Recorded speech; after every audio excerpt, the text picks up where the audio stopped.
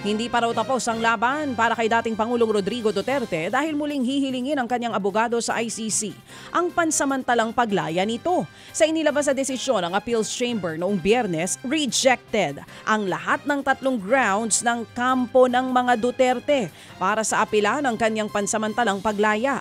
Magkahalong tuwa naman at panlulumo ang naramdaman ng mga pro-Duterte at biktima ng drug war sa inilabas pong desisyon ng ICC. Ang pamilya Duterte tanggap daw ang desisyon pero hindi pa raw tapos ang laban. Hihintayin lamang daw nila ang resulta ng medical evaluation ng 80-year-old na dating Pangulo sa susunod na buwan. Ang gate ng legal counsel ni Duterte na si Attorney Nicholas Kaufman, sa edad at kondisyon ng dating Pangulo, hindi na siya maituturing na banta sa mga testigo.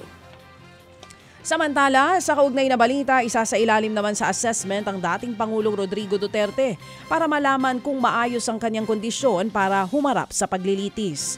Ayon kay ICC Assistant to Counsel Maria Cristina Conti, ito na ang susunod na hakbang matapos ibasura ang apela ng kampo ni Duterte na pansamantalang makalaya.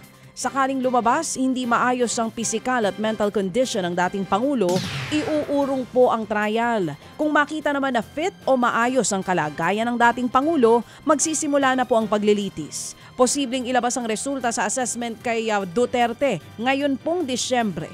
Ikinalungkot naman pero nirerespeto daw ni na Senators Bongo at Robin Padilla ang naging desisyon ng ICC. Pero ang Philippine Alliance of Human Rights Advocate, ikinatuwa ang resulta para po sa mga biktima ng drug war. Nakiisa naman po ang Simbahang Katolika sa protesta kontra korupsyon sa EDSA People Power Monument.